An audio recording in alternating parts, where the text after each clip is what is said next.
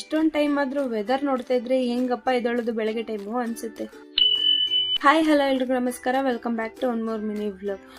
ಬೆಳಗ್ಗೆನೆ ಈ ವೆದರ್ ನೋಡಿದ್ರೆ ಫುಲ್ ಮೋಡ ಕವಿದ ವಾತಾವರಣ. ಈ ಚಳಿಗೂ ಅದಕ್ಕೂ ಬೆಳಗ್ಗೆ ಟೈಮು ಎದ್ದೊಳಕ್ಕೆ ಮನ್ಸು ಬರೋದಿಲ್ಲ.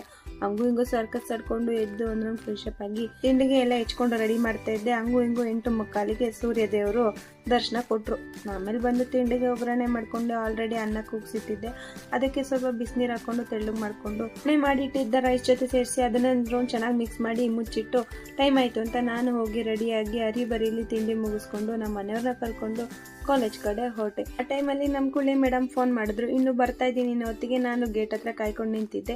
ಆ ಗ್ಯಾಪಲ್ಲಿ ಈ ಮೇಡಮ್ ಅವರು ಬಂದು ಜಾಯಿನ್ ಆದ್ರು. ಒಬ್ಬರನ್ನೊಬ್ರು ಕಾಯ್ಕೊಂಡು ಕೊನೆಗೂ ಕ್ಲಾಸ್ ರೂಮ್ಗೆ 10 ನಿಮಿಷ ಲೇಟ್ ಆಗಿ ಹೋದ್ವಿ. ಲಂಚ್ ಬ್ರೇಕ್ ಅಲ್ಲಿ ಕೆಳಗಡೆ ಹೋದ್ರೆ ಇವ್ರಿಗೆ ಆಟ ಆಡಕ್ಕೆ ಏನು ಸಿಗ್ಲಿಲ್ಲ ಅಂತ ಸ್ಲಿಪ್ಪರ್ ಅಲ್ಲೇ ಫುಟ್ಬಾಲ್ ಆಡ್ತಾ ಇದ್ರು. ಗ್ಯಾಪಲ್ಲಿ ತಂದಿರೋ ಬಾಕ್ಸ್ ಖಾಲಿ ಮಾಡ್ಬೇಕಲ್ಲ ಅಂತ ಹಿಡ್ಕೊಂಡು ಊಟ ಎಲ್ಲ ಮುಗಿಸ್ಕೊಂಡ್ವಿ. ಈ ಮೇಡಮ್ ಅವರು ಫ್ರೆಶರ್ಸ್